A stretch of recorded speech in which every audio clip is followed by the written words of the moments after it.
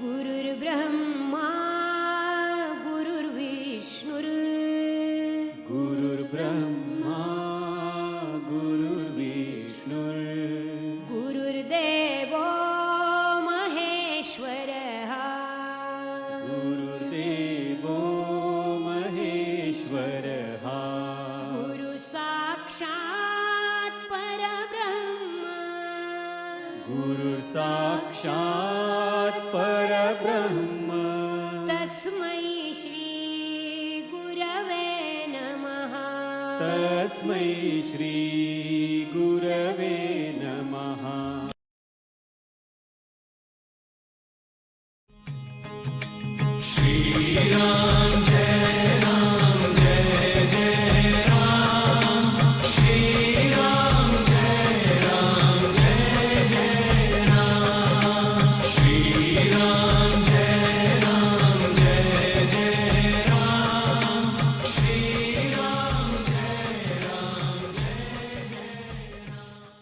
प्रेम से बोलो श्री कृष्ण भगवान की जय।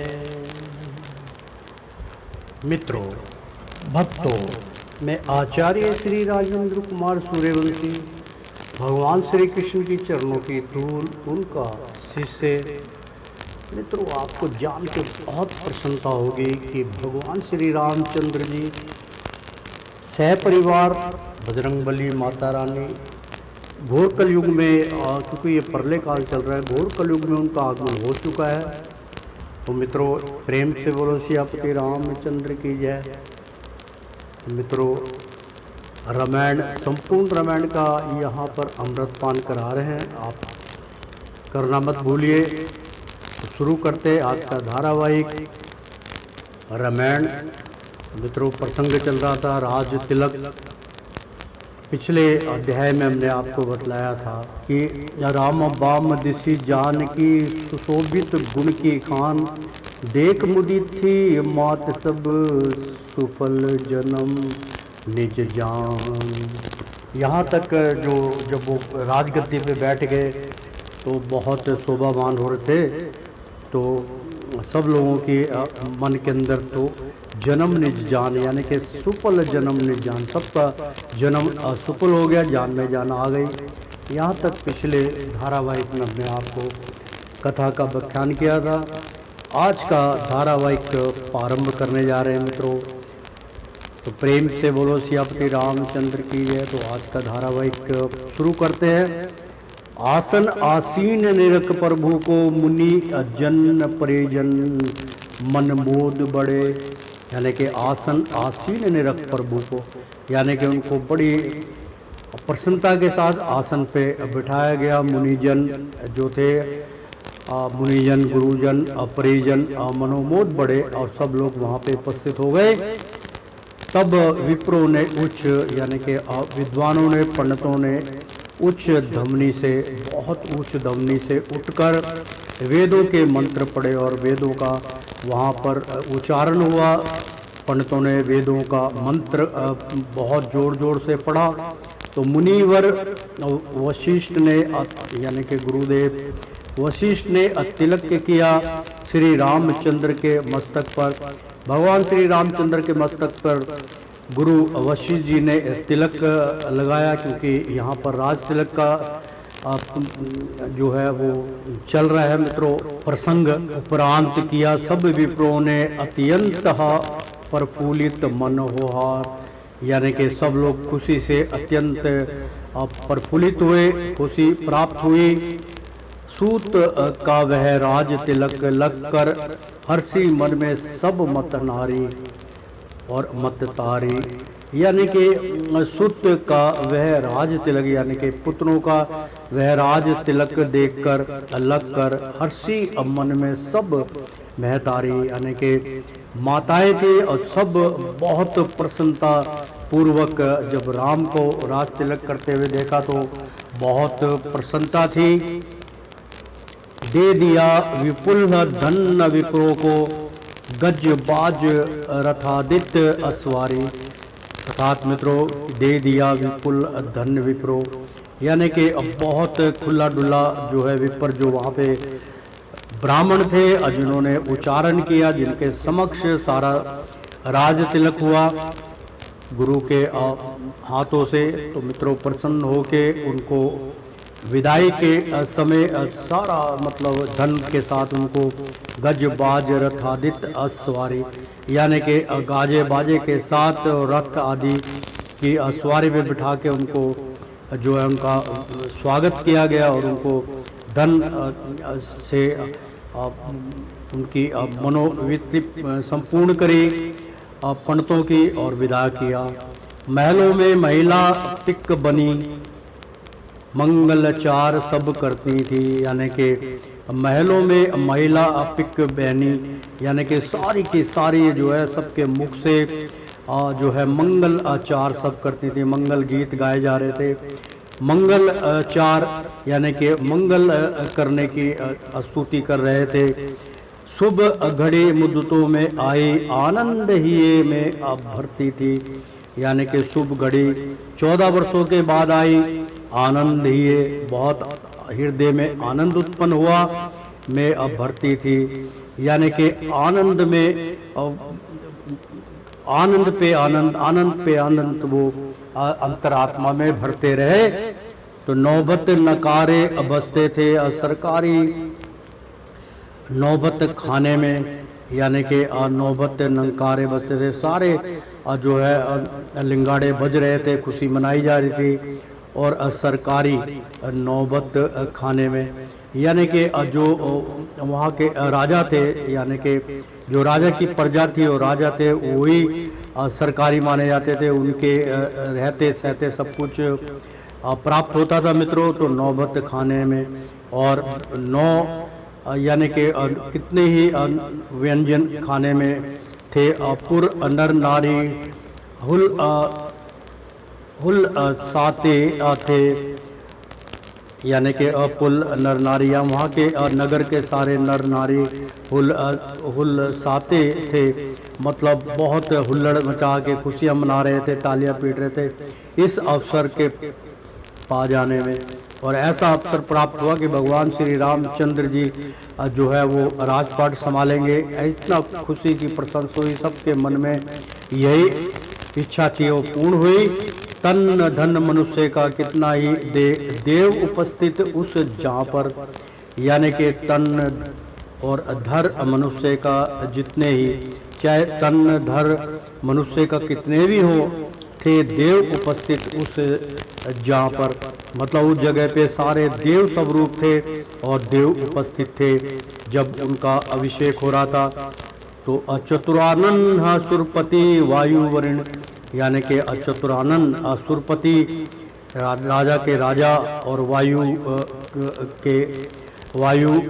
देवता और वरुण देवता जल देवता, यमराज दिगंबर शिव शंकर, यानी कि यमराज और दिगंबर और शिव शंकर देवों ने दिव्य असुमन माला रघुवीर अस्या को पहनाई और सारे देवतागण उपस्थित हुए थे। सब लोगों ने, यानी कि सब देवती गणों ने, सारे देवताओं ने, इंद्र लोक से भी आए थे और सारे लोगों से आए थे, हिमालय से आए शिव शंकर। उन्होंने देवों ने दिव्य सुमन, बहुत खुशबूदार सुमन यानी कि फूलों की माला उनको जो है माता सीता को और राम को जो है पहलाई, सिया को पहराई, दोनों को मालाएं से जो है शीश उनका भर दिया।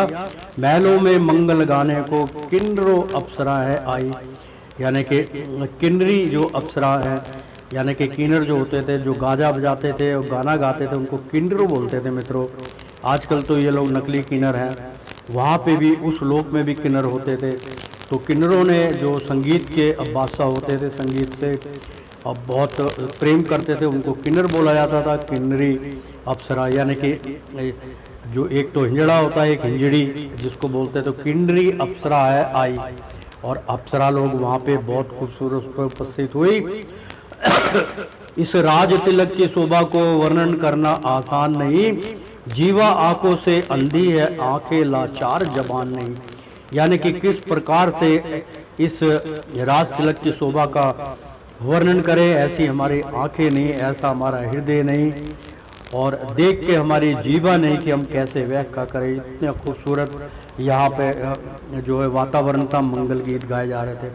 जीवा आंखों से अंधी है, आंखें लाचार, जबान नहीं कि हम कैसे व्याख्या करें। सुख आनंद से सिंहासन पर श्री रामचंद्र को बिठलाओ, उरही में अछवी की छटा लखो, निस्वासर सुख से गुण गाओ। यानी कि वो सिंहासन पे बैठ गए, उनको प्रेम से एक एक करके उनको आशीर्वाद दो, बिठलाओ, उरही में अछवी की छटा लखो, निस्वासर मुख से गुण गाओ। और जितने भी उपस्थित जो है देवतागण और वहाँ के अपूर्ववासी हैं वो भगवान का गुणगान करें, अपने मुख से मंगल गीत गाएं। ये एक दिन एकत्र सब कपि सेना के वीर, जामवंत रावण अनुज अंगद आदि अमति धीर। यानी कि थे एक दिन एकत्र सब, एक दिन की बात है, सारे देवतागण के साथ साथ कपि सेना, हनुमान जी की सेना जो थी वो वीर जो थे सारे, और जामवंत जो सबसे सीनियर थे वो रावण के अनुज, रावण के छोटे भाई जो है अनुज, और अंगद आदि मति धीर, और अंगद आदि जो थे और वो मति धीर थे। उनका जो हृदय था, उनका जो मन था, उनका जो मत था, बहुत धीर और बहुत मन में जैसे एक प्रकार का अमृत का जो है उनके अंदर प्रवेश हो गया हो, इतनी शांति उनको उत्पन्न हुई। तो मिल उच्च स्वर से किया सबने जय जय जय जयकार, लंकापति ने राम को फहराया मणिहार। यारे के लंकापति ने राम को, लंकापति कौन? विभीषण, क्योंकि रावण के और उनका सारे के सारे सेनापति मारने के पश्चात उनका कुल का एक ही ध्रुवर बचा था, वो था विभीषण, और जिसको भगवान श्री ने उनके अपने हाथों से उनका जो है राज तिलक किया था और उनको लंकापति बनाया था। तो लंकापति ने राम को फहराया मणिहार, मणियों का हार जो है पहरा दिया। भगवान राम को जो है अपने उनके गले में स्वागत किया उनका। तो वह माला सीता के उर में श्री रामचंद्र जी ने डाली, और जो माला उनके गले में डाली गई थी यानी कि मणियों की, वह माला उन्होंने उतार के उर में यानी कि अपनी धर्मपत्नी जो माता सीता थी वो श्री रामचंद्र जी ने डाली, उनके गले में वो माला डाली। रत्नों की उज्जवल ज्योति से फैली मंडप में उजियाली, और इतना मतलब प्रकाश फैल गया क्योंकि मणि थी, मणि में प्रकाश होता है। तो रत्नों की उज्जवल रतन थे, वो चमकते थे, ज्योति से फैली मंडप, और रत्नों की जो यानी कि ज्योति जो जल रही थी वो रत्नों के ऊपर पड़ रही थी, उनका उजाला, और वो 4 गुना जो है 10 गुना करके उसको प्रकाशित कर रही थी। तो फैली मंडप में उजियाली, मानो सिया के अचंदनान पर तारागण का आवर्त हुआ। यानी कि ऐसा व्यतीत हो रहा था कि चंद्रमा जो है वो तारागण समेत अर्थात हुआ, यानी कि वो आ गए और तार्तित हो गए उस सभा में। तो चंद्रमा जो है अपने तारागणों को लेकर आ गए और चमक रहे थे झिलमिल सितारे। तो क्षण क्षण में रंग बदलते थे, रत्नों का यह कौतूहल था, यानी कि बहुत चर्चित हो रहे थे। कौतूहल यानी कि जैसे कि एक चमक चमक कर, जैसे चहचहाट होती है पक्षियों की, तरह तरह के पक्षी चहचहाट करते हैं सुबह के टाइम में, संध्या के टाइम में, ऐसा कौतूहल था जिस प्रकार से हीरे मोती जवाहरात चमक रहे थे। तो सिया महारानी ने दिया हनुमंत को उपहार। फिर सिया महारानी ने मतलब जो माता सीता थी, क्योंकि मुख्य जो रोल था वो तो थे ही भगवान रामचंद्र जी, लेकिन उनका सच्चा प्रेमी जो थे, उनके सेवादार वो थे हनुमान जी।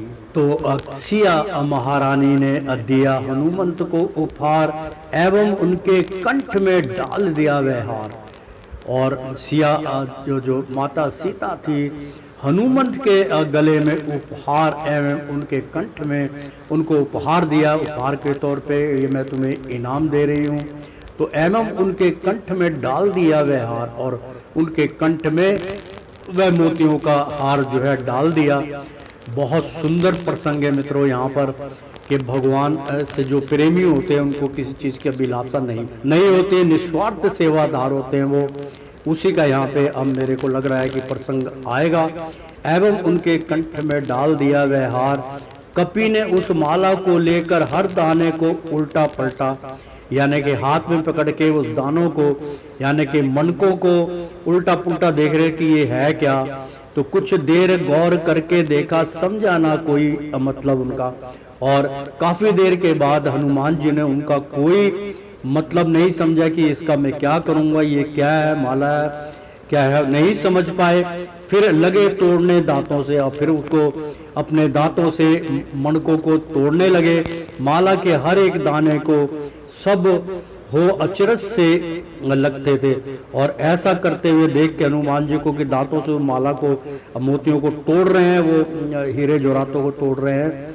तो ये सब देखकर ऐसा अचरज कर रहे थे, लगते थे उत मतलब के दीवाने को, उस मतलब के दीवाने को मणि के टुकड़े को लौट पलट हनुमान फेंकते जाते थे, और उल्टा पुल्टा करके दांतों से कटर कटर के उसको फेंक रहे थे। आज भी जब हनुमान जी प्रकट होते हैं तो हनुमान जी को जो फल चढ़ाया था मित्रों, पेड़ पे चढ़ के या केले उनको जब दिए जाते, केला उनका बहुत प्रिय फल है, तो वो जो है अपने जो है दांतों से लगा के मीठे फल को वो लोगों में फेंकते जाते हैं और कुछ अपना सेवन करते हैं। आज भी वो स्थिति हनुमान जी की होती है। तो प्रेम से बोलो बजरंग बली की जय। तो मणि के टुकड़े को लौट पलट हनुमान फेंकते जाते थे। यह हाल विभीषण देख देख अपने मन में दुख पाते थे।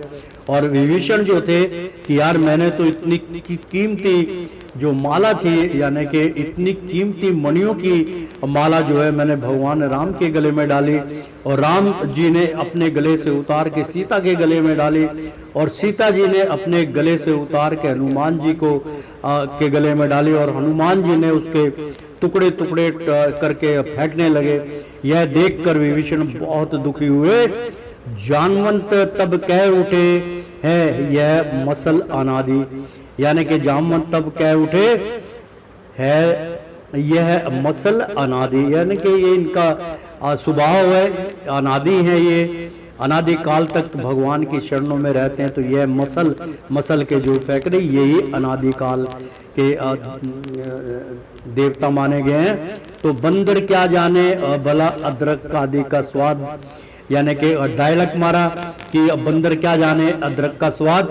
आज भी ये कहावत है। तो उसको क्या पता ये मोती की माला क्या होती, कितनी कीमती है, करोड़ों अरबों रुपए की कीमती वस्तु को समझ के इन्होंने फेंक दिया।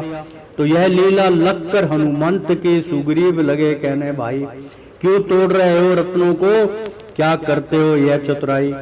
तो ऐसी लीला देखकर लखकर, यानी कि यह लीला लखकर हनुमंत की, मतलब ऐसी लीला जब देखी हनुमंत की, तो सुग्रीव जो सेनापति थे सुग्रीव लगे कहने, भाई कहने लगे, सुग्रीव कहने लगे, भाई हनुमान जी इस मणि की माला को क्यों तोड़ रहे हो, रत्नों को क्यों वेस्ट कर रहे हो, क्या करते हो, यह चतुराई क्यों ऐसी चालाकी कर रहे हो। यह पुरस्कार महारानी का है, क्यों तुमको भला नहीं लगता। ये महारानी ने दिया है, ये सीता माँ ने दिया है आपको, तो आपको ये भला नहीं लगता। तो ज्ञानी को क्यों अज्ञान हुआ, कुछ इसका पता नहीं लगता कि ज्ञानी जो होते हैं उनको क्यों अज्ञान हुआ, मतलब जो ज्ञानी पुरुष होते वो अज्ञान के वश में क्यों आए, कुछ इसका पता नहीं लगता। तो भ्रम हुआ कहो क्या बुद्धि में, वो कहने लगे कि क्या बुद्धि में क्या भ्रम हुआ, आपके कारण कुछ तो बतलाओ तुम। हनुमान जी से कहने लगे सुग्रीव, भाई कुछ तो तुम जो है अज्ञानता के वश में हो के तुम इसका नष्ट कर रहे हो, माला का दिया हुआ उपहार है। तो कहने लगे कि अब इसका कुछ तो कारण होगा, वो तो हमें बतलाइए कि ऐसा आपने क्यों किया। हैरान सभासद हैं, कहने लगे कि सारे हैरान हैं, सभा में उपस्थित लोग सारे यह संशय हास्य मिटाओ तुम, और हमारे सब लोगों का उपस्थित गणों का, देवता गण, बड़े बड़े मतलब राजा महाराजा और आसपास के जो थे वो सब शक्तिशाली योद्धा भी वहाँ उपस्थित थे। तो आप ये बताइए कि ऐसा आपने कि वह सारे संशय में शीघ्र मिटाओ, इनकी संशय जो है वो मिटा दीजिए, इनका भ्रम हटा दीजिए। हनुमान जी को कहने लगे, अंतर्यामी श्री रामचंद्र यह लीला लख मुस्काते थे। और अंतर्यामी श्री रामचंद्र, प्रेम से बोलो सियापति रामचंद्र की जय। तो मित्रों, अंतर्यामी यानी कि जो सबके अंतर में रहते हैं, सबके अंतर की व्यथा जानते हैं, उनका सब कुछ, उनसे कुछ नहीं छिपा। अंतर्यामी श्री रामचंद्र जी यह लीला लख मुस्काते। और ऐसी लीला देख देख के भगवान राम मुस्कुरा रहे थे, पहचान भक्त की निष्ठा को। और भगवान श्री रामचंद्र जी ने अपने भक्त की निष्ठा, प्रेम अपने प्रति पहचान लिया। करुणा सागर हर्षाते थे, और करुणा के सागर भगवान श्री रामचंद्र जी बहुत हर्ष में पड़ गए, बहुत व्यतीत कर रहे थे, बहुत खुशी का इजहार कर रहे थे। होने लगी कटाक्ष की जब कपि पर बौछार, तब रघु नायक ने कहा बोलो पवन कुमार। बहुत सुंदर मित्रों यहाँ पर प्रसंग है आपका। आप जब इसको सुनेंगे तो आपका दिल, आपका मन, आपकी आत्मा सब कुछ गदगद हो जाएगा। तो मित्रों, राज तिलक के उपस्थित में सारा कुछ हो रहा है। ये तो होने लगी कटाक्ष की जब कपि पर बौछार, यानी कि जो देखो वो मुंह उठा के कह रहा था, यार ये क्यों कर रहे हो, आप बेवकूफ हो क्या, बंदर की तरह तुम लोग को अदरक का स्वाद नहीं पता, जैसे कि वो मचल मचल के देखता है और काटता है फिर फेंक देता है, तो बंदर क्या जाने अदरक का स्वाद। बहुत अच्छा यहाँ पर जो मुहावरा है मित्रों। तो होने लगी कटाक्ष की जब कपि पर बौछार, तब रघुनायक ने कहा बोलो पवन कुमार। यानी कि भगवान श्री रामचंद्र जी ने कहा, रघुनायक ने कहा कि पवन कुमार अब तो जवाब देना ही पड़ेगा, बोलो पवन कुमार। तो बोले हनुमान सुनो स्वामी।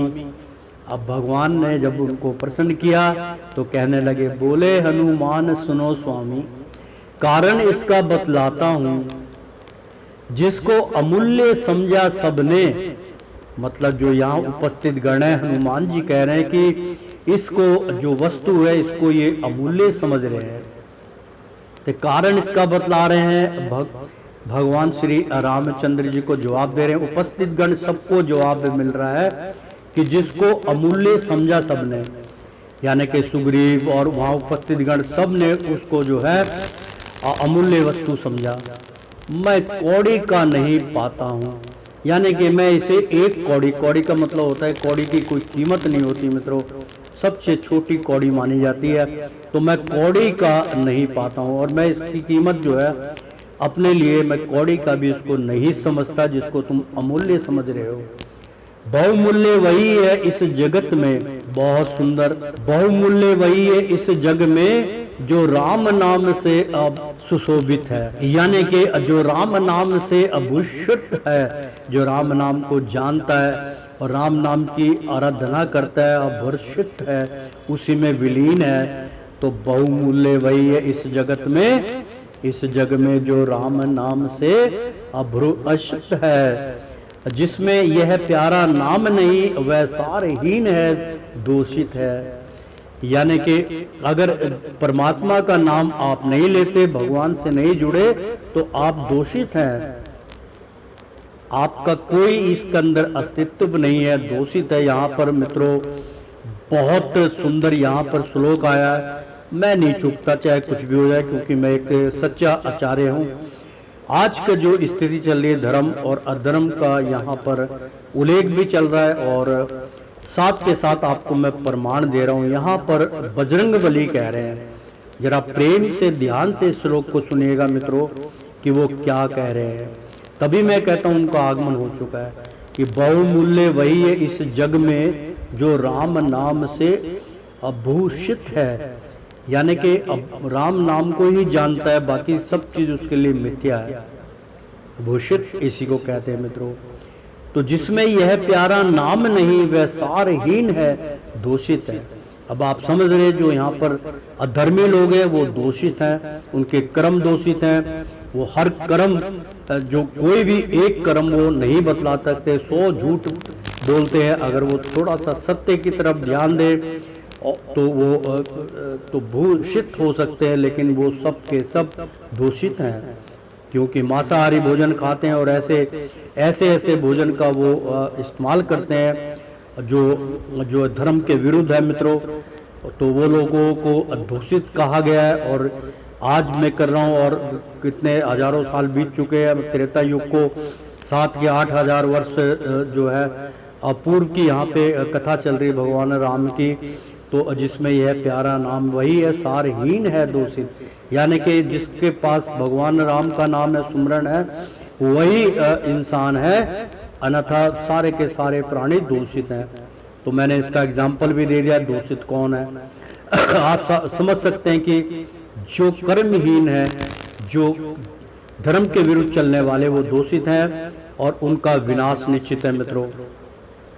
यह तुच्छ प्रभा इन रत्नों की, यानी कि ये जो तुच्छ है, ये जड़ी सी तुच्छ वस्तु है, जैसे पत्थर के समान है, तो इस तुच्छ प्रभा इन रत्नों की, यानी कि जो ये प्रकाश दे रहे कुछ पल के लिए ही प्रकाश है, एक दिन ये भी मिट्टी में मिल जाएंगे, तो मेरे मन को नहीं भाती है और मेरा मन जो है इसको नहीं स्वीकार करता है। हनुमान जी कहते हैं, अंकित इनमें हरि नाम नहीं। अगर इसके अंदर माला में, इस मोतियों में अगर अंकित होता, भगवान का सुमरन चल रहा होता, तो मेरे को ये स्वीकार थी। मैंने तो सूंघ के देखा, कान लगा के देखा, बड़े ध्यान से देखा, इसमें तो मेरे स्वामी का कहीं पे भी नामो निशान नहीं है। अंकित इनमें हरि नाम नहीं, अनिश्च सार नजर में आती है, मतलब सब वेस्ट है, मिथ्या है, ऐसी मेरे को ये नजर आ रही है। इसमें भगवान का नाम या भगवान का स्मरण कहीं भी नहीं है।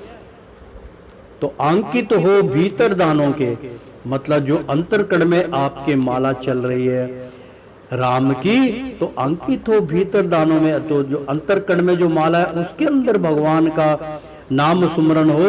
इसलिए तोड़ कर देखा था कि भाई इस माला के अंदर मैं तोड़ के देखूं, क्या इसके अंदर भगवान राम का वास है, भगवान राम की वाणी इसके अंदर नजर आएगी, बोलेंगे, लेकिन उसमें कुछ भी नजर नहीं आया। जिस प्रकार मेरे अंतरकण में भगवान श्री राम सीता बसे हुए हैं, तो मैंने सोचा इस माला में भी होंगे, इसलिए मैंने इस माला को तोड़ के देखा। बहुत सुंदर, प्रेम से बोलो क्या पति रामचंद्र की जय। तो आंतिक हो भीतर दानों के, इसलिए तोड़ कर देखा था, भीतर भी नाम ना अंकित था। कह रहे इनके माल, ये जो मणि थी, इसके बीच में भी उनका नाम नहीं था। जहां उनका नाम नहीं, वहां मेरा कोई काम नहीं, इसलिए फोड़ कर फेंका था। इसलिए मैंने कहा इसमें तो राम नाम है ही नहीं, फेंक दिया उठा के मैंने। सच्चे मन से उन्होंने ये व्याख्या की। कहा विभीषण ने तभी, देखो अपना अंग। और विभीषण उस टाइम बोले कि अपना अंग देखो, देखो अपना अंग, कहाँ लिखा हरि नाम है, बतलाओ बजरंग। बहुत सुंदर यहाँ पर व्याख्यान है मित्रों, बहुत सुंदर। यहाँ पे अमृत पान होगा भगवान श्री राम सीता का। मुझे को आभास हो गया, मैं उनको स्पष्ट देख रहा हूँ, लेकिन अब इससे आगे उसका प्रसंग आएगा मित्रों। बहुत सुंदर, आप गद हो जाएंगे। ऐसा सुंदर प्रसंग और ऐसा सुंदर प्रसन्न जो था, वो जवाब में अब विभीषण ने कहा, कि विभीषण भी बहुत ज्ञानी पुरुष थे। कहा विभीषण ने तभी, देखो अपना अंग। हनुमान जी को कहने लगे, जिस प्रकार तुम इस माला के अंदर देख रहे हो, तो अपने अंग के अंदर तो देखो, क्या भगवान राम सीता तुम्हारे अंदर हैं? बहुत सुंदर विश्लेषण, बहुत सुंदर तर्क, बहुत सुंदर यह श्लोक मित्रों। कहाँ लिखा हरि नाम है, बतलाओ बजरंग। कहने लगे कि तुम अपने शरीर के अंदर बतलाओ, भगवान श्री राम का नाम कहाँ लिखा है बजरंग, बतलाइए। बहुत सुंदर। तब नख से जिन्न वक्ष स्थल को, बहुत सुंदर। हनुमान जी अब अपना सीना अपने नखूनों से फाड़ देंगे। तब नख से, यानी कि नखूनों से, जिन वक्ष स्थल को, यानी कि जिस कोई भी उन्होंने बिगड़ देखे वक्ष स्थल जो शरीर का कोई भी स्थल था को मारुति सुत ने बल से फाड़ा और अपने बल से नखूनों को, क्योंकि आपने देखा होगा वानरों के नखून होते हैं, इस प्रकार से उनके भी बहुत बड़े नखून थे, और उन्होंने अपनी छाती को नखूनों से जो है वो घुसेड़ दिया नखून अपने अंदर और बल से उसको फाड़ दिया। था रोम रोम पर नाम लिखा, सीधा उल्टा तिरछा आड़ा, और पूरे शरीर के अंदर जब वो सीना फाड़ के दिखाया भरी सभा के अंदर, और विराट रूप में हनुमान जी थे, और जब सीना फाड़ के दिखाया तो कण कण के अंदर उनके एक रोम रोम पर भगवान सिया का नाम, सीता का नाम लिखा हुआ था। सीधा करके देखो, उल्टा करके देखो, तिरछा आड़ा देखो, सब पे भगवान सीता का और राम का नाम लिखा हुआ था। उस वक्त शिरोमणि के तन को जिसने देखा हैरान हुआ, शंका है करने वालों का स्वर सब मोह भ्रम दूर हुआ, और जो उनके ऊपर शंका कर रहे थे उनका भ्रम क्षण भर में दूर हो गया, क्योंकि भगवान राम सीता की अंदर भी छवि पूरी दिखाई दी, सबने दर्शन किए। तो पड़ी दयामय की जभी दया दृष्टि की कोर, तो पड़ी दयामय यानी कि भगवान श्री जो राम जी थे, उनकी जो है रामचंद्र जी जो थे उनकी जो है दयामय की जभी, और दया के सागर जो थे भगवान श्री राम, उनकी दया दृष्टि की कोर, और उनकी दया दृष्टि उनके ऊपर सीधा उनका प्रकाश गया। तो घाव भरा तत्काल ही हर्षे पवन किशोर, और उसी वक्त उनका सीना जो था सबको दर्शन देके तत्काल जो है भगवान श्री रामचंद्र जी ने अपनी दृष्टि की तीव्र जो है प्रकाश से हर्षे पवन किशोर यानी कि तत्काल ही घाव को भर दिया, और हर्षे पवन किशोर यानी कि जो हनुमान जी थे, पवन कुमार थे, वो बहुत प्रसन्न हो गए। भगवान ने मेरी जो है लाज रखी, तो चकित हुए अलख कर सभी भक्त भाव की शान, और सभी चकित रह गए ऐसी भक्ति भावना देख के। छाती में कुछ जख्म का बाकी ना था निशान, और छाती में एक भी घाव का जख्म का निशान बजरंग बली के छाती में ना था। भगवान ने अपनी कृपा से बिल्कुल संपूर्ण उनको स्वस्थ कर दिया था। राज तिलक उत्सव हुए बीत गए 6 माह, और राज तिलक के उत्सव हुए मतलब इतनी खुशियां मनाई जाती, 6 माह तक जो है उत्सव चला, तो 6 माह से बीत गए। कपि सेना अब तक रही करती जहां निवास, यानी कि जहां वो रह रही थी, और सेना अब तक रही और करती जहां निवास कर रही थी वहीं वो रह रही थी। अब पूरी सेना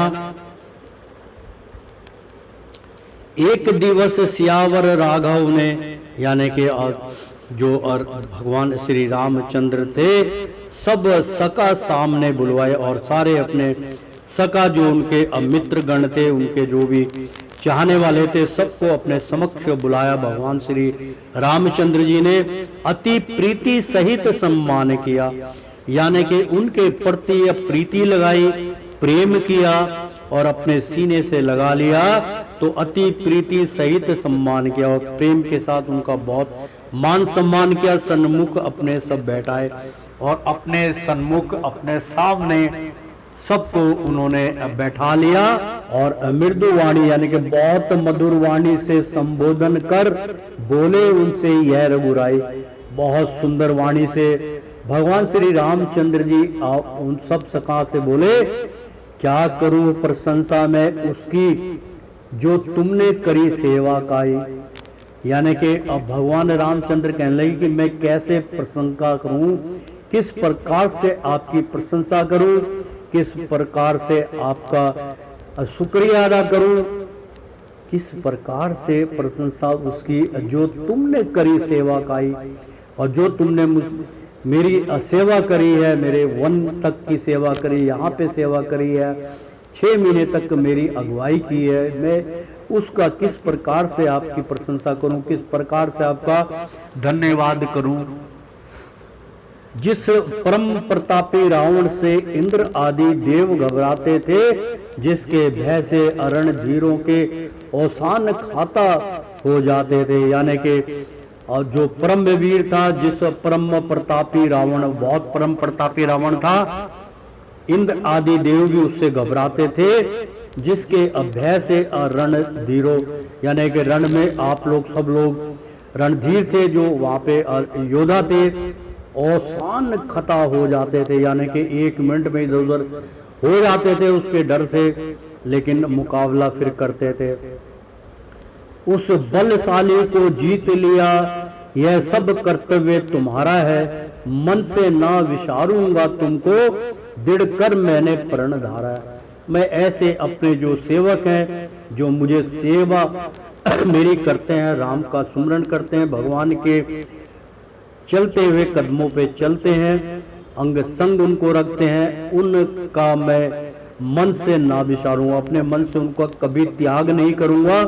ये मैं दृढ़ कर अब मैंने प्रण धारा है, मैंने संकल्प कर लिया, प्रण है। इसलिए मित्रों, भगवान राम का अगर तुम सुमरन करते हो तो भगवान तुम्हारे अंदर बसरते हैं, क्योंकि प्रेम से बोलो श्री राम, खाली राम बोलो, राम तो राम घट घट में, यानी कि राम अंदर से बोलते हैं, मैं हाँ यहाँ हूँ बोलो, तो प्रेम से बोलो श्रीपति रामचंद्र की जय। सब सोचो यह अपने दिल में, आगे तुमको क्या करना है, शासन लंका किस कंधा का, उन देशों में जा करना है। यानी कि अब आप बताओ क्या सोचो, कहाँ पे आप राज करना चाहते हो, तुमको क्या करना है, कहाँ जाना चाहिए। शासन लंका किस कंधा, यानी कि किस कंधा जो थी वो लंका में ही थी मित्रों, तो शासन लंका किस गंधा का, उस देशों में जा करना, या कि आप किस गंधा में रहना चाहते तो आप वहाँ खुशल मंगल से रह सकते हैं। आपका राजा जो है लंकेश तो अब नहीं रहे, तो आपका लंका का जो राजा विभीषण है वो बहुत मेरा जो प्रिय है, इसलिए अनुमति है मेरी, तुम दोनों शीघ्र प्यान करो। और उनको कहने लगे कि आप दोनों जो है शीघ्र यहाँ से जा सकते हो, निज देशों के शुभ शासन का उत्तमता सहित विधान करो, और निज देशों के शुभ शासन का, और जो अलग अलग देश है उनका जो है आप उत्तमता सहित विधान करो, और उनका जो है सारा अपना नीति के अनुसार उनका निदान कीजिए, किस प्रकार से उनका वो चलना है। इस प्रकार से भगवान ने जो है उनको कहा, सुग्रीव को कहा, और बाली के पुत्र अंगद को कहा, और उनके साथ जितने थे उनको ये बात भगवान श्री रामचंद्र जी ने कही। इसलिए अनुमति है मेरी, तुम दोनों शीघ्र प्यान करो, निज देशों के शुभ शासन का उत्तमता सहित विधान करो। इतना कहकर राम ने दोनों को समझाए, विदा किया, तब उठ चले, चरणों में सिर नवाए। और जब उठ गए, भगवान की आज्ञा पाके उनके चरणों को स्पर्श किया, सुग्रीव विभीषण विदा किए। मतलब सुग्रीव और विभीषण दोनों के लिए उन्होंने कहा था कि आप अपने अपने जो है किष्किंधा सुग्रीव संभालेंगे और लंका आप संभालेंगे, तो वे और आपके साथ जो जाना चाहेंगे वो जाएंगे। तो जाने को तैयार हुए, लेकिन अंगद और जामवंत कुछ कहने को लाचार हुए। लेकिन सबने भगवान श्री रामचंद्र जी का कहा मानकर सब तैयार हो गए, लेकिन अंगद और जामवंत कुछ कहने को लाचार हुए। वो कुछ कहना चाहते थे, कर जोड़ खड़ा हो जामवंत, मतलब हाथ जोड़कर जामवंत भगवान के समक्ष खड़े हो गए। बोला, प्रभु एक निवेदन है। और जामवंत कहने लगे कि प्रभु मेरा एक निवेदन है, आदेश नहीं, मैं आपसे निवेदन करता हूँ। आपको याद होगा निवेदन मित्रों बहुत सुंदर हिंदी का यहाँ पे सब अगर जब आप लोग पढ़ते थे, हम भी पढ़ते थे, जब आप लोग पढ़ते थे, अगर आप कुछ ज़्यादातर तो हम जो झूठ बोल के छुट्टी लेते थे स्कूल से, तो एक दिन पहले या किसी मित्र को या किसी अपने जो क्लास में जो साथी था हमारा, जो क्लास फेलो था, उसको हम वो चिट्ठी दे देते थे, एप्लीकेशन दे, तो एप्लीकेशन में लिखते थे कि सविनय निवेदन यह है कि मुझे एक दिन की छुट्टी का अवकाश प्रदान करे, अब मुझे ज्वर आ रहा है। ऐसे ऐसे मतलब जो है हम लोग लिख के निवेदन करते थे। इसी का निवेदन हो, तो निवेदन का जो बहुत बड़ा अर्थ होता है कि मैं पूरी तरीके से आपके सामने झुककर प्रणाम करके चरणों को अपना दास मानकर आपके चरणों को मैं आपके चरणों को दास मानता हूँ अपना, और दासी बन के मैं आपसे निवेदन करता हूँ। निवेदन का अर्थ होता है कि आपकी सुनवाई जरूर होगी। तो आप निवेदन का ये अर्थ होता, बोला प्रभु एक निवेदन है, सेवक हूँ मैं इन चरणों का, अर्पण मेरा तन मन धन है। कहने लगे प्रभु मैं आपका सेवक हूँ, आपके चरणों का दास हूँ, आपकी चरणों की सेवा करता हूँ, अर्पण मेरा तन मन धन है। मैं आपके चरणों में ही तन मन धन तीनों होते हैं प्राणी के पास, इसके अलावा और कुछ नहीं होता। तो तन मन धन मैं आपके चरणों में अर्पण करता हूँ। तो कुछ राज पाठ से गरज नहीं, और मेरे को राजपाट की आवश्यकता नहीं है, ना मुझे गरज है, चिंता ना मुझे घर बार की है, और मुझे अपने घर परिवार घर बार की कोई चिंता नहीं है।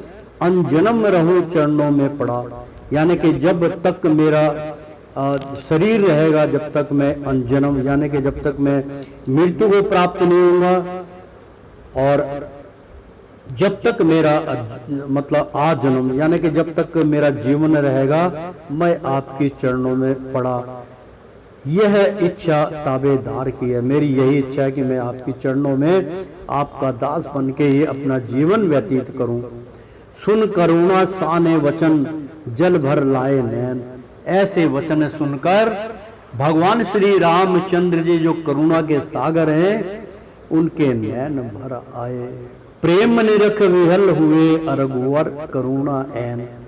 यानी ऐसी वाणी सुनकर मित्रों नैन तो भरी आते हैं। जामवंत की ऐसी वाणी सुनकर भगवान के जो है उनके नैन भर आए, और प्रेम निरख विहल, यानी कि प्रेम में इतना निरख हो गए, इतना मतलब उनके प्रति प्रेम विहल हो गया, भर गया कि बस गदगद हो गए। रघुवीर करुणा ऐन। द्वापर युग में ब्रज मंडल में, कृष्ण अवतार में धारूंगा। यानी कि भगवान रामचंद्र कहने लगे कि द्वापर युग में व्रज मंडल में, यानी कि मथुरा वृंदावन में जहाँ व्रज मंडल है, यानी कि ब्रजवासी रहेंगे, वहां पर मैं जन्म लूंगा। द्वापर युग में अब्रज मंडल में कृष्ण अवतार में धारूंगा, और कृष्ण अवतार में धरूंगा। यानी कि ब्रज मंडल की बात हुई है यहाँ पर। तो कंसादिक असुरों का वध कर भूमि का भार उतारूंगा, और उस जो है त्रेता द्वापर युग में कंस आदिक, यानी कि कंस जो है मामा बनूंगा। कंस जो है मेरा जो मामा होगा, मैं कंस का भांजा होऊंगा ऐसा।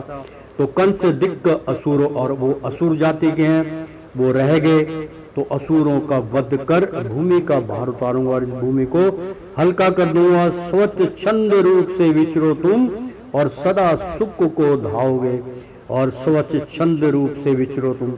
वो कहने लगे भगवान श्री रामचंद्र कि स्वच्छ छंद रूप से विचरो तुम बहुत स्वस्थ रहोगे, ठीक रहोगे, इसी तरीके से विचरण करो, और सदा सुख को धाओगे, और सदा सुखी रहोगे। उस युग तक तुमको रहना है तो मेरा दर्शन पाओगे। कहने लगे अगर द्वापर युग तक तुम्हें रहना है तो वहां पे भी तुम मेरा दर्शन पाओगे। इतनी जब भगवान के मन में यानी कि इतनी खुशी व्यतीत हुई, इतनी प्रसन्नता हुई, तो भगवान ने जैसे कि यहाँ पे एक तर्क है मित्रों कि जब भगवान प्रसन्न होते हैं तो कैसे प्रसन्न होते हैं, अपने भक्तों से बहुत प्रसन्न हो जाते हैं, अपने सेवादार से। तो जब सुदामा द्वारका पहुँचे थे अपनी भेंट लेके द्वारकाधीश, तो वो नंगे पाँव ही दौड़े चले आए और उनको लेके गए और उनका बहुत आओ भगत किया, विप्र हो बैठिए, उनके चरण धो के पसारे भगवान श्री कृष्ण जी ने। और वहाँ पर जब वो जो है उनकी जिस प्रकार खातिर भाव हुई, क्योंकि न्यायाधीश थे वो तो जो है, तो वहाँ पर वो जो चावल का जो किस्सा था मित्रों, तो वो चावल जो है कि भगवान श्री कृष्ण ने कहा कि भाभी ने मेरे लिए कुछ ना कुछ तो तुम लाए हो जो छिपा रहे हो। तो वो कहने लगे क्या छिपा रहे हो तुम, मुझे बतलाओ। तो वो भ्रम में पड़ गए कि कहीं ऐसा विचार ना आ जाए मेरे मित्र के मन के अंदर, भगवान श्री कृष्ण के, कि मैं शायद कोई चीज़ चुरा रहा हूँ। अरे तुम क्या चुरा रहे हो, क्योंकि तुम्हारे को बचपन से आदत है, तुम्हें भूखा, तुम्हें चोरी करने की आदत है। तो भगवान मतलब मस्करी कर रहे थे भगवान श्री कृष्ण अपने मित्र से, क्योंकि जानते थे। और उन्होंने कहा हो सकता है कोई चीज़ तुम छिपा रहे हो, कोई चोरी की हो, क्योंकि जब माता जो थी हमारी क्या कहते हैं गुरु माता, उसने जब भेजा था तो मुट्ठी चावल दिया था, तो कटर कटर करके तुम खा गए थे, याद आया, तो कहीं चीज़ चुरा के तो नहीं ले जा रहे। भगवान मस्करी करते हुए फिर मुस्कुरा गए, तो कहने लगे छीन लिया उनके हाथ से, कह रहे मैं जानता था क्यों छिपा रहे थे। आहा, भगवान इतने प्रसन्न हुए कि वो यानी कि मुट्ठी भर भर के, पहली मुट्ठी में एक लोग दिया, दूसरी मुट्ठी में दूसरा लोग, तीसरी मुट्ठी में तीसरा लोग देने लगे। इस प्रकार से एक ही मुट्ठी में दिया तो नारद घबरा गए, नारायण लक्ष्मी रुक्मणी थी, वो कहने लगे प्रभु क्या कर रहे हो, सारा ही तुम हिस्सा खा जाओगे उस चावल के अंदर। तो भगवान श्री कृष्ण कहने लगे रुक्मणी देवी तुम्हें याद है कि जब उनके घर के अंदर सब भूखे सो रहे थे, तो उनकी जो धर्म पत्नी थी वसुंधरा, तो वसुंधरा ने जो है, ये मेरा भक्त जो है, मेरा मित्र जो है सुदामा, इसने एक दाना उसमें कढ़ाई में रह गया था, उस दाने में से आधा दाना इनकी धर्म पत्नी को दिया था, अपने को लिया। तो इसने भी वो आधा दाना मुझे अर्पण कर दिया, और जो वसुंधरा थी उनकी धर्म पत्नी, उसने भी आधा दाना जो चावल खाता वो अर्पण कर दिया, और खुद जल पी के सो गए। तो उसका कर नहीं देना है, तो एक कर तो मैंने उसका दे दिया, दूसरा भी दे दिया। तो कहने लगे प्रभु अब मत दीजिए, मेरा भी तो कुछ अधिकार है। तो भगवान से वो मुट्ठी छीन ली, नहीं तो भगवान इतने प्रसन्न हो गए, तीनों लोग दे रहे थे, ले भाई। तो यहाँ पर वही प्रसंग आया कि अगर हरि महाराज प्रसन्न हो जाएं तो पता नहीं क्या कर डालें मित्रों। उनको प्रसन्न कैसे किया जाए, मेरे मित्र, मेरे जो चेले चपाटे, वो भी कहते हैं कि भगवान को प्रसन्न कैसे किया जाता है। मित्रों अगर भगवान को प्रसन्न करना है तो इस रामायण को जरूर आप अध्ययन कीजिए, पढ़िए, सुनिए, और उसी के आधार पे आप चलिए। भगवान राम आपके ऊपर जरूर अपनी करुणा फैलाएंगे।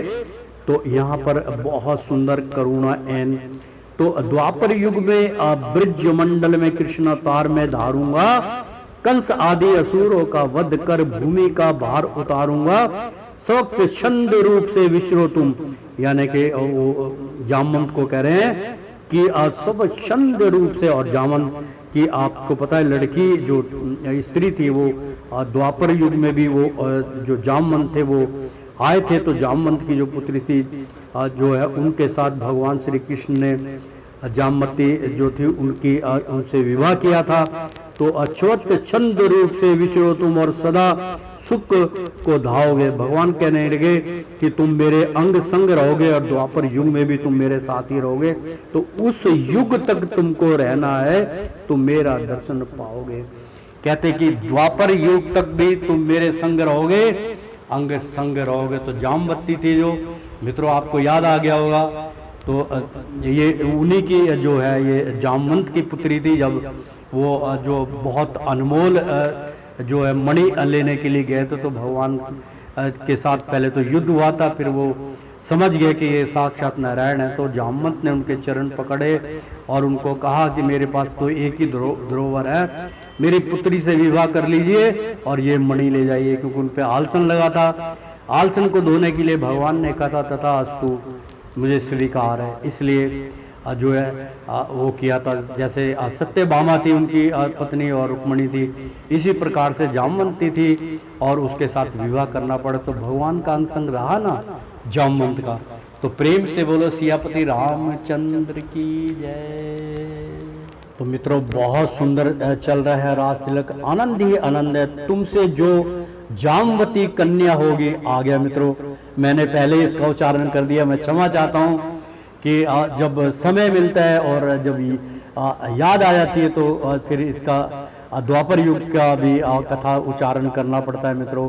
तो एकदम फौरन सब कुछ दृश्य सामने आया था। तो तुमसे जो जामवंती कन्या होगी उसको वर लाऊंगा, यानी कि उसी से मैं विवाह करूंगा। देखो त्रेता युग में भगवान श्री विष्णु नारायण कह रहे हैं कि द्वापर युग में जब मेरा जन्म होगा तो जामवंती तुम्हारी एक कन्या होगी, उसके साथ मैं विवाह करूंगा। तो होगी, उसको वर लाऊंगा, उसको वर बना के और उसका वर मैं बनूंगा और उसको लेके आऊंगा, संबंध करूंगा, यह तुमसे उर में आनंद बढ़ाऊंगा और ऐसा संबंध बना के तुम्हारे हृदय में मैं हमेशा बसेरा बना के रखूंगा। तो मुदित हुए तब भालूपति, मानी प्रभु की बात और प्रभु की बात मान ली। भालूपति ने यानी कि जामवंत ने उनकी बात को मान लिया। अंगत तब कहने लगे करके अश्रु निपात, और अंगत जो है वो कहने लगे कि अब प्रभु हम गदगद हो गए, करके अश्रु निपात मतलब रोते हुए उन्होंने बिलखते हुए भगवान का स्मरण किया और भगवान के शरणागत में अपना शीश नवाया था। वचन पिता को नाथ दिया, मैं उसकी याद दिलाता हूँ। और कहने लगे कि मैंने पिता को वचन दिया था, उसकी याद दिलाता हूँ। जिस दिन से मुझे स्नात किया, मैं सेवा धर्म निभाता हूँ। और जब से आपकी शरणा मैंने की है, जब से मैं अपना धर्म निभाता चला आ रहा हूँ। कुछ इच्छा मुझको नाथ नहीं, संसारी सुख के भोगों की, रज्य स्वामी के चरणों की है, औषधि ही भय और सब रोगों की। यानी कि सब रोगों की एक ही दवा है प्रभु, आपकी स्वामी रज, आपके चरणों की मिट्टी अगर मैं अपने माथे पे लगा लूं तो मुझे औषधि की आवश्यकता नहीं, सभी रोगों का निवारण आपके चरणों में है। अंगत की है प्रीति, लख बोले दया निधान। यानी कि अंगत की है प्रीति, लख बोले दया निधान। मतलब अंगत ने ये कहा प्रभु को कि उसकी प्रीति लख, यानी कि उनकी प्रीति देख के बोले दया निधान। फिर भगवान श्री रामचंद्र जी ने कहा, क्या अपने कर्तव्य का नहीं तुम्हें कुछ ध्यान? भगवान कहने लगे कि अंगद, तुम पुत्र हो, क्या तुम्हें अपने पिता का दिया हुआ वचन, अपने पिता की देवी वाणी, अपने पिता का कर्तव्य क्या तुम्हें ध्यान नहीं है? तुमने क्या वचन दिया था? तो युवराज हो तुम किष्किंधा के, क्या यह भी तुमको याद नहीं? कहा भगवान रामचंद्र ने कि इतना प्रेम में विलीन हो गए हो तुम मेरे कि तुम्हें ये भी याद नहीं कि तुम युवराज हो किष्किंधा के। तो क्या ये भी तुम्हें याद नहीं? कर्तव्य विमुख हो जाने की सत्य पुरुषों को अमर्याद नहीं। यानी कि कर्तव्य विमुख हो जाने की, कर्तव्य से विमुख हो जाओ, कर्तव्य को भूल जाओ, सत्पुरुषों की अमर्यादा नहीं है ये। ऐसा आपको नहीं करना चाहिए, अपनी मर्यादा में रहिए। तभी तो कहते हैं कि भगवान श्री रामचंद्र जी मर्यादा पुरुषोत्तम कहलाए। तो तुमको किष्किंधा में जाकर कुछ राज काज अनुसरना है, यानी कि वहाँ जाइए, आपकी जो वहाँ पर किष्किंधा में आपका स्वागत होगा। किष्किंधा का जो राज्य है मैं आपको दे रहा हूँ, आप वहाँ के युवराज हो और आप जो आपके सुग्रीव हैं वो आपके वहाँ के किष्किंधा के राजा होंगे। तो एक रोज राज का भार सभी अपने ही सर पर धरना है और राजपाट का जो भार है आपको उठाना पड़ेगा। सुग्रीव जब तक है, जब तक राजपाट करेंगे उसके बाद आपको रोज राज का भार उठाना पड़ेगा। किष्किंधा का राज आपके आशीष को देकर फिर वो अपना जो है संन्यास ले लेंगे। तो धर्म स्वरूप बात को कहे अन्यथा कौन? अंगद जी ने कहे लिया परम दिवस हो मौन, यानी कि अधर्म स्वरूपी बात को, अधर्म के जो प्रति बातचीत हुई है, भगवान जो कह रहे हैं, कहे अन्यथा कौन, इसके अलावा ऐसी बात कोई और नहीं कह सकता, भगवान श्री रामचंद्र जी बतला सकते थे। अंगद जी ने गह लिया, माफ कीजिएगा, अंगद जी ने गह लिया, मतलब अंतरकण में बिठा ली बात को, परम विवश हो मौन, और विवश हो के वो मौन हो गए कि ये तो सत्य है, मैं इसको नकार नहीं सकता हूँ। तब सबको श्री राम ने विदा किया हर्षाए, और खुशी खुशी सबको अपने अयोध्या से विदा किया, सबको राजपाट दिया। हनुमान जी रह गए, गया शेष समुदाय, सारे के सारे जो थे सेना सब कोई वहां से विदा हो गए, सबको अपना अपना कार्य सौंपना पड़ा, जाना पड़ा कार्य संभालने के लिए। और रमे हुए थे राम में हनुमान गुणधाम, यानी कि बहुत सुंदर कि रमे हुए थे राम में जो है हनुमान जी समाहित थे, और हनुमान जी के अंदर राम समाहित थे, तो रमे हुए थे राम में हनुमान गुणधाम, सारे गुण हनुमान जी के भगवान राम के अंदर थे, और राम के गुण हनुमान के अंदर थे। उनके तो हर रोम में अंकित था हरि नाम, और उनके पूरे शरीर में राम ही राम का बसेरा था हनुमान जी के। तो जिस जगह राम का मंदिर है तहाँ हनुमान को चौकी है, यानी कि जहाँ भी हनुमान जी का मंदिर होता है वहाँ पर हनुमान जी की चौकी, यानी कि हनुमान जी उनके चरणों में बैठे होते, वहीं उनकी चौकी होती है। तो सद्भाव परस्पर रहता है, अनुपम लीला दोनों की है, यानी कि असद्भाव परस्पर रहता है, यानी कि दोनों में समभाव रहता है। भगवान की सेवा में हनुमान जी उपस्थित होते हैं, और हनुमान जी का कार्य करने के लिए भगवान श्री रामचंद्र जी आदेश देते हैं, जाइए मेरे इस भक्त का कार्य करके आइए आप, इनका कार्य जो है बहुत मेरे सेवक जो हैं, मेरे भक्त जो है वो बहुत दुखी हैं, इनकी जो है इनका कार्य किए, तो हनुमान जी आपका कार्य करने के लिए लीलाधारी की आज्ञा मानकर आपके अंग संग चले आते हैं। तो अनुपम लीला दोनों की है, और दोनों की लीला की कोई तोड़ नहीं है, दोनों ही ब्रह्म सत्य है। तो प्रेम से बोलो सियापति राम चंद्र की जय। तो श्रीमन नारायण नारायण हरि हरि, तेरी लीला सबसे न्यारी न्यारी, बोलो हरि हरि। ओ विष्णु नारायण नारायण हरि हरि। प्रेम से बोलो सियापति रामचंद्र की जय। एक बार बोल दो ना, राधे राधे, कृष्णम कृष्णम नारायण नारायण।